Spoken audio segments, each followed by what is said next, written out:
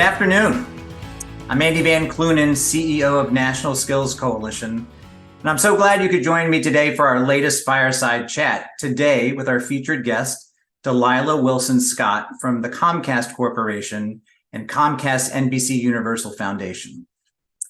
As you all know, this is National Digital Inclusion Week. To demonstrate how the private sector sees digital inclusion as essential to our country's future prosperity, earlier this week, Comcast joined 7 other Fortune 500 companies and more than 65 small and medium-sized businesses and local chambers of commerce to endorse a set of principles for closing the digital divide in a way that's going to benefit both local workers and local businesses. So today, I'm going to talk to Dalila about Comcast's effort to close the digital divide, both through their own direct investments in local communities, as well as their efforts to ensure that the recent federal investments in broadband expansion benefit the 50 million Americans who will also need investments in their digital skills to fully benefit from this new connectivity. Then after I talk to Dalila, I'm going to get reactions from a panel of private sector and nonprofit leaders who are also working in communities around the country to close the digital skills divide. But first, let me welcome Dalila Wilson-Scott to our chat. Dalila, good to see you again. Great to see you, Andy. It's great to be here. Good. Happy Digital Inclusion Week. Yes, again. Yeah, it's so good to have you here. You know, Comcast has been such an important part of NSC's efforts to try to address the inequities in digital inclusion that continue to exist in America. So I'm really glad you and I are going to get a chance to talk about what you're doing there at Comcast and how we're working together on some of these issues. Absolutely. It's been a great partnership. Yeah. All right. So let's start with the private sector principles for digital equity that were just released earlier this week. Comcast was an early signatory on those principles, which focused on creating not just more equitable access to broadband and digital devices, but also on the importance of investment in digital skills as part of the digital equity solution. Now, that third part on digital skills has only recently become part of the public discussion about the digital divide, but Comcast was out in front of this issue a long time ago. So why did the digital skill divide become so clear to Comcast as part of its early vision for digital inclusion? You know, Andy, I think if we break it down, in a very simple way, just think about any new product or technology or innovation that comes out. There's always the early adopters, right? They want the cool thing. But for most people, and certainly the people we're looking to touch through our work around digital equity, they need to understand the value. You know, why do I need a new iPhone? Why do I need to be connected? And part of that value, especially for many of the communities of color, you think about rural communities, many of the underrepresented communities that are historically underinvested in, that value is about economic mobility. And one of the main factors that drive economic mobility, of course, is your career. We know that digital skills are in demand. The study that we were fortunate to partner with you on and bringing in the Federal Reserve Bank of Atlanta states it very plainly, 92% of all jobs, regardless of industry, require a digital skill set. And when a job requires a digital skill set, you know that there's going to be increased income potential for someone. That's huge for someone in terms of, it's not about just getting connected to be connected. It's about being connected to that value. And I think that's what the digital skills represents to our broader digital equity story. And I think that's why we think it's so critical that it be a big part of that investment strategy. Mm-hmm. Yeah, that 92% number, which people are amazed by it, but I think obviously in my workplace and your workplace and a lot of jobs that people don't realize where there's an increasing digital skill requirement, like this is something that involves everybody, but not everybody has gotten a chance to develop those skills. And so anything that we can do from the public sector side as well as the private sector side to invest in working folks to give them those chances, as you said, that's going to have a huge economic return for folks moving into the future. Well, so let me pivot a little bit to what Comcast as a company has been doing specifically on some of these issues. You know, the cornerstone of that effort has been Comcast's Project Up initiative. So could you tell me a bit about that strategy and where the digital skill divide is figured into that? Absolutely. Well, let me start with the fact that Comcast has been dedicated to this issue for over a decade. It's not new. And I think it's not new to most people that broadband companies are focused on connectivity and adoption. But I think we all know when COVID hit, everybody had a different level of appreciation and, quite frankly, shock about how dependent many of us are around digital adoption and being connected. And I think it's important that many people are focused on digital equity. And this is is a problem of scale, an issue that's going to take public and private partnership to get there, and key data and insights to figure out how to do it well. So when we launched Project Up just a few years ago, the Up stands for Unlimited Possibilities. We really wanted to focus on bringing that economic mobility component to life, right? Having the connection is not the end point. It's what can I access in that connection, and making sure we were a critical part of that. And that's what Project Up is all about. Connectivity and adoption being key. We've heard people talk about affordability, but the fact of the matter is it's a trust issue that many communities have, a trust and awareness issue, being able to access that digital skill set. And even just for basic needs, we know that through another body of research we did, that when people are in contact with a community-based partner who can help explain the value of being connected, the specific value to them, 65% of them are likely to get connected, but more importantly, they now can access a job. They can follow up and attain high quality education. They can really realize that value with the right coach. And that's what we call digital navigators. It's a big part of this digital equity strategy at the end of the day to really bring that adoption to life. And, we're also building a body of work around small businesses. It's important that for small businesses to be sound and have a good, strong economic future, they too are connected. Connectivity is, again, it's so much a part of our lives that sometimes we don't even notice it. For, a basic job, a lot of places are only taking applications online, for instance. And you think about a mechanic shop. I think about one of our business customers down in Texas, in a small town. And in order to run diagnostic on a car these days, most cars are driven by a computer system. You need to be connected to the internet to that. For that, in order to be able to order parts, these are basic, services that most of us are very familiar with, but doing them today is very different than it was 10 years ago, 20 years ago. And I think we felt like it was the right moment to really plus up and accelerate a lot of the work we had been doing in the digital equity space, but really, truthfully, to bring this economic mobility piece to life for people. I think now that there was recognition, the digital divide is affecting all of us in our economy.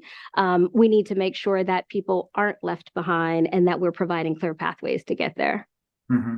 And you're absolutely right. This is not just for working folks. There are a lot of business people who have been conducting very successful businesses for years, but technology is changing around them. Their industries are transforming. Absolutely. We shouldn't just assume that they've got the tools and capacity to be able, once taught, once given and introduced to those technologies, they'll be great. But we need to make that effort to make that happen. It's not just going to happen all on its own. Otherwise, we're going to be leaving a lot of businesses behind as well. Definitely. And to work with trusted partners to do that. That's a key part of the work we do. I think when you're solving any issue, I think you have to start you have to get as close to that issue as possible, and you have to talk to the people that are actually impacted. That's a big part of our philanthropic approach here. I know that you too know the value of those trusted local community partners, and that's how we're going to get this done. It's not just going to be one body of research, one device. It's having that trusted person who's going to walk me through those steps and help me realize that economic value. Absolutely. And you had mentioned digital navigators, and it's a good segue into my next question. I know that you've been creating opportunities for digital navigation with the partnerships that you're developing in local communities. I also know that Comcast has been part of conversations with state governments about how it is they could be investing in scaling digital navigator systems in various places. And that brings up this issue of public policy and where the private sector and public policy could be working together. So I think one of the striking things about Comcast's approach to these issues is that you're not only investing $1 billion of the company's money in digital inclusion, you're also trying to help local communities figure out how they can leverage the even larger federal investments in broadband and digital equity as they're being deployed in their communities. And that includes the resources that are going out through the Broadband Equity Access and Deployment Program, or BEAD, as well as the Digital Equity Act component of it. Talk to me a little bit about where it is that Comcast is kind of figuring out where they can both be an investor, but also part of these public policy conversations locally. I feel like we hear this word a lot lately, but it is true in that we are certainly in unprecedented times when you look at the amount of federal resources available to close the divide. Again, not a new issue, but when you shine a very specific light on it and think about the digital economy and our future, where the workforce is going, you have to think about how critical this moment is. You talked about the BEAD dollars. There's also ACP, the Affordable Connectivity Program, which is providing a $30 credit for eligible households to get access to broadband. It's $60 billion in support, and it's going to be deployed very quickly. And there's a piece of it that critical piece of it that's about the infrastructure. We do have communities that are currently unconnected, or people that have a connection, but not necessarily a reliable service. And so I think when you're thinking about a geography, especially the state, which is how many of these dollars will be deployed, people coming together at the state level, really making sure this table is broad enough so we know where are people connected, which neighborhoods are not accessing quality internet, even if the access is there. And back to that skills piece, we think this is a huge piece of this. Are we connecting people to the opportunities that matter? One of the partnerships I'm excited about that's pretty recent for us, and it leverages a couple of revenue streams from federal resources, and that's a program called Lead for America. We're partnering on an American Connection Corps, and basically that will allow us to place AmeriCorps members that will be in rural markets across the country. Texas is one of them, a couple markets in Texas, where young people will go in and help especially communities that are not connected right now, more so not connected and underconnected, understand the value and how do you get connection, how do you benefit from these federal resources, and really help make sure their voices are heard at the state table. So when we think about that $60 billion,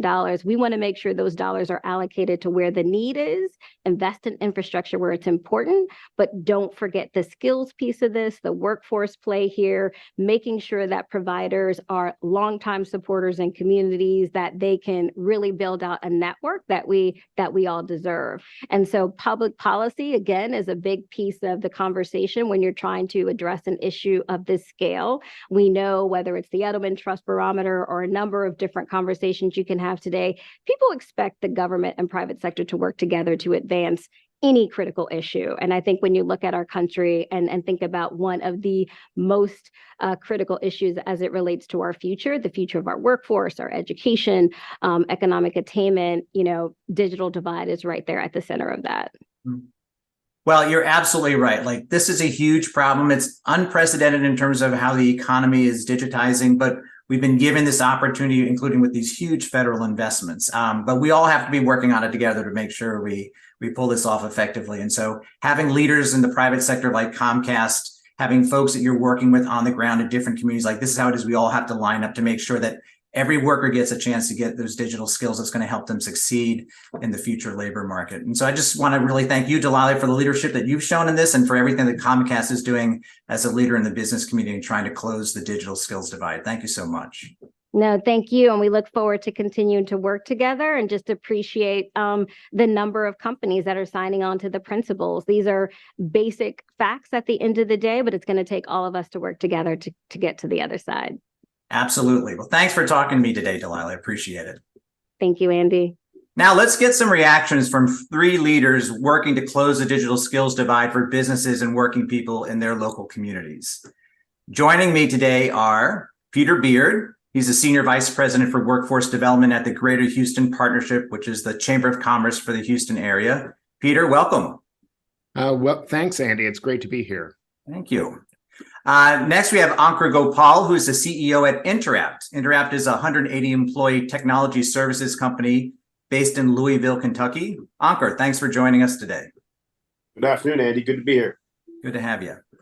And finally, Angela Seifer. Angela is the Executive Director of the National Digital Inclusion Alliance, a research and advocacy organization that has been a key NSC partner on digital divide issues. Angela, good to see you today. Thanks for having me, Andy. Happy Digital Inclusion Week. Happy Digital Inclusion Week, everyone. Thank you. All right. So first, I want to get some of your reactions from what we heard from Dalila from Comcast today. Angela, let me start with you. As somebody who's been working on these issues at the national level, why is it significant that a company like Comcast has leaned in so heavily on this digital skills issue as part of the bigger digital inclusion agenda? Delila's right. This is a historic investment that we have coming. I hate to use the word but, we're all supposed to say yes and, right? And it is also not going to be enough. The digital divide is not going to be over when this incredible investment is spent. The technology is going to keep changing. We're not going to fix equity issues anytime soon. And so we have to figure out these long-term partners who will keep working with us on this. And digital skills are one of those things that is a forever issue. We like to not add more challenges to our society, but the reality is it is for forever. And so having Comcast as in that and having these other partners, these corporate partners, is essential. Yeah, absolutely. Yeah, we need everybody. This is an all hands on deck set of issues. And so we need everybody at all levels to be engaging on it. Peter, let me ask you, you're working with a lot of companies there in the Houston area. How does what you heard today resonate with some of the issues that you're hearing from them?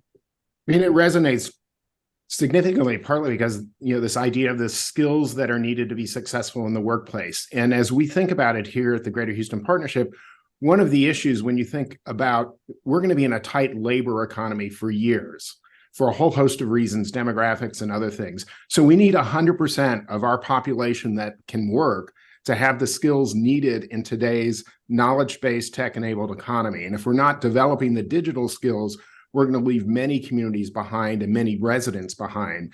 And so I think this idea of the importance of digital inclusion and equity is critically important, not only for the personal economic mobility of our residents, but also the growth of a regional economy as big as Houston's. Absolutely. Yeah, it's going to have to be part of the solution for every economy moving forward. You need to bring everybody along to make sure that that we're keeping up to speed with what is just a dizzying pace of change. Ankur, you're running a company that is trying to kind of both provide those services, but also bring folks from the Louisville area into your company. What did you hear from Dalila today that sounds like things that you're dealing with on a day-to-day basis? Yeah, absolutely. It was great to hear her remarks. I mean, as someone who started their career in Silicon Valley, started his first company in Chicago, and then moved it to Louisville, headquarters of Louisville, Kentucky. I've seen kind of the abundance of talent and the abundance of resources in both my previous career and also when we started the company. When we moved it to Kentucky and we're looking for talent, it was a little bit harder to find, more scarce. So we had to build what was one of the first IT apprenticeship programs in the country. We didn't even call it that at the time. We were just trying to find talent and skill them up. But then after we found the talent gap, we also realized there was a connectivity gap. So having rural broadband access, having accessibility, even in urban areas where a lot of places are not fully connected, we had to solve for those sort of barriers that people had to be included in the digital economy. We've been doing this for about 7 years, so we found solutions to those problems. And I'm happy to say that not only are we expanding our model from Louisville, but we are in Cleveland, Chicago, Texas, Atlanta, and other cities as well, solving some of the exact same problems that you would see in a rural Kentucky place, as well as urban Atlanta. There's a lot of deserts and places that we need to solve for. And of course, in our company and kind of what we've learned in our research from a skills perspective, you're seeing no longer is a skill worth a 30-year career. We think it's about 4 to 5 years per skill. So literally you are talking about a change of culture where you are constantly learning, constantly adding sort of arrows to your quiver, and continuously evolving your skill set with the needs of the economy and the company. AI is a perfect example. You're going to have to learn not just the foundational fundamentals of that tool, but you're going to have to learn versions 2, 3, 4, and so on until the next great tech comes along that you're going to have to learn that too. So that's something we invest heavily in, and we also help guide the people who may not have had that sort of pathway laid out for them, be aware of this is the way that the economy and the skills are going. So our team does a great job of doing that. That's excellent. I would definitely want to dig in more on that to hear a little bit more about who it is that you're working with there in Louisville. Dalila and I talked a fair amount about obviously the private sector has a very important role in this. Public policy has an important role as well. And we want to make sure that those two are working effectively together. Peter, I want to talk to you about how that's playing out in the Houston area. We have these huge federal investments under the bipartisan infrastructure law to extend broadband and support greater digital inclusion. So how is the Greater Houston Partnership working to ensure that those investments under BEAD and the Digital Equity Act are addressing all three parts of this digital divide: the broadband and connectivity issue, the devices, and digital skills? So Andy, thanks. And I want to focus on three areas of work that the partnership is focused on. First, the partnership sits on the executive committee of the Digital Texas Coalition, which is really a coalition of coalitions to ensure that we're addressing this issue. And during the last legislative session, the partnership and the coalition advocated for Texas to develop and implement a statewide broadband plan, including an Office of Digital Connectivity. The other piece to that was the need, and we're advocating right now for a constitutional amendment to create the Broadband Infrastructure Fund to expand access, which is needed in order to draw down, the BEAD funding. And so we know we need to have this, and so we're in the midst of the, awareness campaign to get folks to vote for Prop 8 here in Texas, so that we have that ability. The second thing is the partnership is also working with key stakeholders, including the state's office and internet service providers, to get the word out about the Affordable Connectivity Program. And we're seeing a lot of our local municipalities and county leaders wanting to figure out how do they, access funding and provide funding for digital navigators into these communities, recognizing this is essential for that. And then finally, Andy, during the conversation you had with Dalila, what I took away from that is we also need to get extremely specific on the skills gap that exists. And there was a lot of conversation about the skills needed in just everyday life in terms of that, but also the skills, as Anchor noted, that are needed in the workplace. So our economy and business leaders need to be able to articulate those in very clear ways so that we can actually, one, help education institutions and other training providers know what they need to be developing for those skills. And, we also need to have employers talk about the proficiencies that are expected. And I think Anchor described effectively that we're going to have to actually build this talent. We can't afford to buy it. We may have to rent it at sometimes, but we need to be building this talent. And so, for example, what we're hearing from, business leaders here in Houston is, what are the expected proficiencies in the primary business productivity software applications that they use every day? They're having, digital natives show up and not know how to use the business productivity applications. Mm-hmm. We also know, and as Anchor talked about it, we're going to be working alongside more and more automation technologies. And what are the proficiencies that are needed there to download a data file, manipulate it, analyze it? And Dalila used a great example of, auto technicians having to use computers to analyze problems in automobiles. We also know, and Anchor probably knows this, is digital marketing is needed in small businesses and more roles in the general corporate setting. For example, HR, they're going to be reaching folks using digital marketing. So we've got to be building those kinds of skills. And then finally, when we think about it, many businesses use enterprise software to manage and grow their businesses, whether it's CRM, health records, digital payments. This is another area where we need to get even more specific so that people understand what do they need to learn, but also how do they learn to learn, as Anchor do it. The half-life of these skills are getting shorter and shorter. And so without knowing the specific skills related to the growth and strategy of business, it's going to be hard for employers to upskill their existing workforce or recruit individuals with that, which is why we need that specificity. Yeah, Peter, those are so many good points. And I think the particular theme throughout that, which is there's a general digital skill challenge that a lot of folks, millions of folks in our country have, but then how that applies within specific industries or even specific firms, and helping firms figure out what exactly those digital skills that are going to be needed, particularly if they're going to be bringing in new technology, new software, things like that. Like, there's a whole assessment challenge there that we need to be working with the business community on before we can even communicate back to our education and training providers about what it is that we need to be teaching people so that they can stay ahead of the technological curve within that industry. And that's going to be a different story for different occupations and different industries throughout the economy. So it's a huge challenge. And if the business community is not engaged in it, we're never going to be able to solve it. And Andy, and they're in the best position to actually describe how they assess the presence of those skills, which is another reason why employers should be at this table and leading in a strong way. Mm-hmm.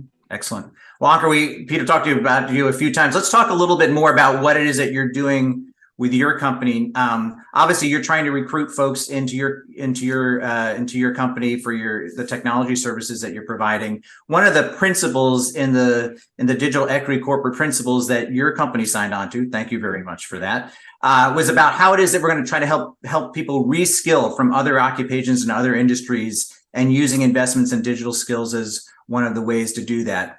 How has that been part of your strategy, and how have you been working with government and policymakers, or how would you like to be in order to be able to kind of scale that? Yeah, no, great question. And Peter, thanks for the shout outs. You're absolutely right. I know it all too well because we live it every day. And I think it's important to know how I stumbled upon this about in 2015, 16. Frankly, I had a talent problem and I couldn't find enough people to become engineers, project managers, UI, UX. In Kentucky, we had smart talent being built, but as you know, people leave and go to the coast, and hard to get people to move back. This is pre-pandemic. So I basically was trying to solve a business problem, and I basically said, hey, I came from Accenture, where we work with a lot of sophisticated clients, so we know what it takes to work on enterprise level software. We know what it takes to work on delivery teams. So I said, let me just put that into a class and teach people who like living here the skills I need and to solve my business problem. Well, when it worked, we got asked by our governor and congressman to do that in rural Appalachia, which I don't know if this is going to work or not. And I said, I'll try, but wasn't making any promises. But it did work. We found quality people. We built a model where we removed barriers for which, of course, led to the building of one of the first IT apprenticeship programs, because we paid people while they learned. We didn't charge them a dime. We didn't give them any sort of income share. We just said, look, learn this, and if you pass, there's a job waiting for you at the end of the tunnel. And that model, not only did it work, it got a lot of national attention as being a working solution. And so that's when I went to my corporate clients, and keep in mind, Interapt is a nimble, small partner to large enterprise. That's who we sell to, and governments. And I said, hey, I've got this really great model to help you solve your talent problem. Would you like to look at some of my employees? And they said, well, we don't hire non-college graduates for IT roles. And I said, well, that's a barrier. I said, well, I'll tell you what, I'm already working with you, large Fortune 100 company. What if I hire them and put them on your project? Is that okay? And they said, well, that's your risk if you want to do it, but we're going to hold them to the same standard. Well, fast forward to 9 months later, people I put from my first couple programs were presenting to the CIOs and senior VPs of IT at very large companies, and they were convinced. In fact, some of our work in some Fortune 100 companies we partner with have had them change their policies over time. Now we're seeing more and more companies in 2023 move to that skills-based hiring because A, it works. B, in a scarce market of talent, you have to come up with creative, net new solutions, and we think ours is one of those. So when you talk about policy and how that helps, we're starting to see the markets and the hiring markets be very not very welcoming of non-traditional or non-typical talent. Those are terrible words. I don't like using because the fact is, you're taking hungry, driven people that just have a skills gap, not a work ethic gap, or not a intelligence gap. It's just you're putting a new skill set in their quiver, and I think that is where we have to, say that this solution works and say this sort of skill based. So how policy is impacted by that? You're starting to talk about, you look at Europe, how they've handled apprenticeships in the past. Companies are incentivized to use this model, not just asked to do it, or they're doing it on their own because they have a problem. They're incentivized to do it, and this is part of their day-to-day hiring channels. They say we are going to, if they need 1,000 workers, they may go recruit 750 of them and may apprentice 250 of them. They have those in their HR sort of talent pipeline channel. So I think adopting that for companies in the U.S. is coming. I think the faster it gets adopted, the better. And I think there's plenty of solutions out there that can impact that. The other thing that I think that policy should done is, you talk about, our own government. one of the things that we've come across as we service the government sector as well, but there are departments and divisions that still have hiring requirements of college graduates. And I'm not saying that everything needs to be changed overnight, but that's just another, when you have one part of the government encouraging apprenticeships and reskilling and upskilling, but other parts of it saying, we're not going to acknowledge it, we're going to just keep doing it the way it's always been done. That's a problem that needs to be addressed by policy and saying, look, we believe in citizens doing the work America needs.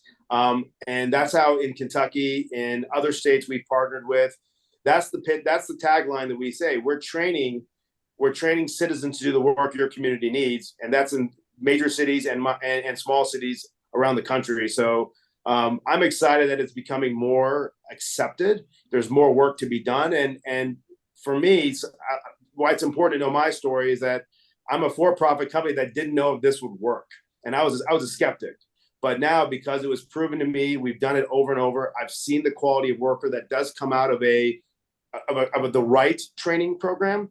And I can share some of our stats. We have a 97% success rate. That means people we select, train properly, and get a job and keep it for 1 year and complete the apprenticeship.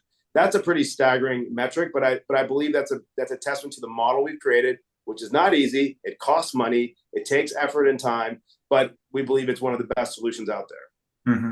Andy, he mentioned one thing in there related to policy that I think we should be in a conversation about, which is one, what are the financial incentives to get companies to do that? So how are we thinking differently about, that piece of it? The second one is, how do we develop, shall we say, skills savings accounts that have like an HSA or an IRA kind of notion that move with the individual so they can be upskilling on a more regular basis? Those are two really important things I think we need to be thinking about as well. Yeah, I mean, I think, go ahead, Ankur, go ahead. So I want to double click on Peter's point. You're absolutely right. Because in our company, we know that what you know today isn't going to keep you in a job tomorrow. So we're helping not only provide that training as part of our sort of model, ongoing training after you finish the year of apprenticeship and you're on a pathway. That's important, but all that costs time and money. And you're right. If there was incentives to do that, it would lower the barriers and lower the costs, which of course is what public companies are looking to do. And if you can incentivize them to do that, that's going to get a lot of adoption a lot quicker. And we've seen that happen in other countries for sure. That's why I use the international example. But also skills-based coalitions like your organization, stuff like that, advocating for it. That's critical. That helps me do more of this work. And I think that's going to make it move faster. Yeah, it's both removing the barriers, like these kind of outdated degree requirements, and really kind of taking people that have the skills to do the job. And it also is investing in folks, right? And how is it that we do that, whether it's helping businesses develop the technology or the training technologies or working with other partners, how are we investing in the ongoing training, not just the one time, but the ongoing training that folks are going to need. Like we need public policy reforms at both levels, and having folks in the private sector who are taking such a lead in engaging government agencies in those kinds of questions and conversations is just really crucial to how it is that we're going to move some of this forward. So, Angela, let me turn to you. Obviously, you've got two private sector leaders here who want to be nimble and quick, and you deal a lot with public sector folks. Sometimes they're nimble, but sometimes they're not. And I'm kind of curious for the conversations that you're having with a lot of state broadband offices, some of which have kind of done things as they always have for quite a while. And we're trying to kind of now engage them on this really exciting opportunity with the implementation of the Digital Equity Act. I'm curious about what you're hearing about things beyond the physical infrastructure of broadband and things like that, about how they're thinking, or if they're thinking about investing in people and investing in digital skills as part of the connectivity challenge, and how you're talking to them to kind of get them on target with that particular set of issues. Yes, absolutely. And the money that's coming is both what they call it BEAD, broadband access equity access deployment money, and then also the digital equity money. Both of those pots of money have in them the skills piece of them. So in the digital equity pot of money, it is an absolute requirement that the digital skills be addressed. And then the BEAD, it's after the deployment is addressed, then for states who are able to use remaining funds for skills and for devices and for the affordability, then those are all allowable expenses. what we're in right now is this incredible opportunity to not only make great gains in those areas, but also to build ecosystems. And I love Peter's idea of having this skills bank, that it's a constant problem. And we don't have structures in place right now in the United States for us to be able to help folks continuously move along these needs for different skills. And as technology keeps changing, as how we use technology keeps changing, we have to keep up with that. So what we need right now are both at the local level, at the state level, and all three at the national level, these different ecosystems. And so these are places where all the aspects of the digital divide are being addressed. The access to the internet, which needs to be affordable and robust to meet someone's needs, the device that meets their needs. Low-income households tend to have a mobile phone. It's not always meeting their needs. The idea of a digital native means that they're native to this. But is that what companies tend to be using? Right, like it's a different skill set. Actually, one of the problems with that we're encountering is that younger folks often don't have typing skills, because they can type with their thumbs, but not all 10 fingers, because that's not necessarily a skill that they are encountering in their day-to-day when they're in school. And so as adults then, and this is already past, right? There are now adults. There are folks in their 20s and 30s who don't have typing skills. So it's not as if we can tell the schools to fix this problem, because this is a problem we have now with folks.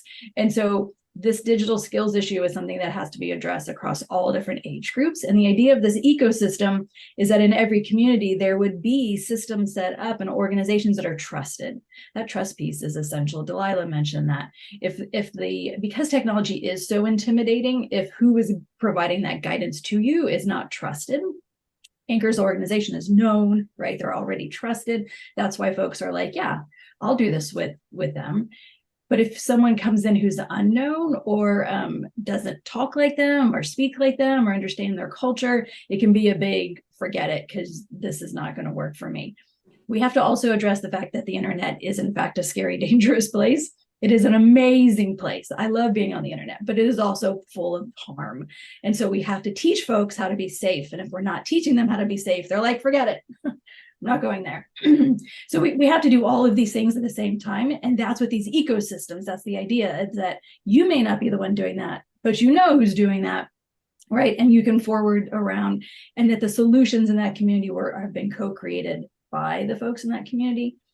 And that the language that they use and that the goals that are being set is language and understanding amongst everyone in that community. Because then as this money runs out from the feds, which it will, then that community is like, okay, this is actually working and we have to keep this going. And so having the variety of solutions, like what Peter suggested, is a fabulous idea. And we need to keep going with those ideas. Like there needs to be that kind of like, let's keep figuring out how we're going to make this work. My last point is that this is our opportunity to pull in some of the individuals in our communities who have been left out of any successful career in their lives. So if we're only pulling in the folks who they could end up someplace else doing something great, but we're teaching them how to do tech. Have we really changed society? Yes, we've helped the tech field, but have we really changed equity in the United States?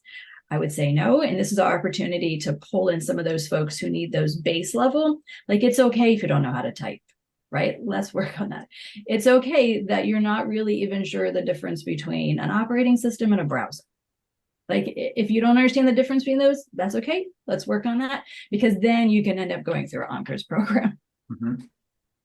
Yeah, and Angela, I'm so glad you kind of brought us back to these issues around equity, because, I mean, it's not just that we have digital skill needs throughout our country. It is very much breaks down based on, workers of color, folks without a high school or a post-secondary training, depends on zip codes and things like that. Like, there really is a set of inequities that it's not just that we don't have enough folks who are digitally skilled, but we need to make some extraordinary investments in folks who've never been given the opportunities to develop a set of skills that are actually going to be marketable, that they can bring into a new career and occupation. And so whatever we're doing with states on making these investments in digital skills and broadband more generally, we really need to be paying attention to those folks who've never been given a shot. And we need to make sure that they're going to be part of the skilled future workforce. And that means that we're going to have to do something in addition to make sure that they have some of those opportunities to do that. And I would say that, I think the private sector leaders, the folks that Peter is working with, clearly Ankur, like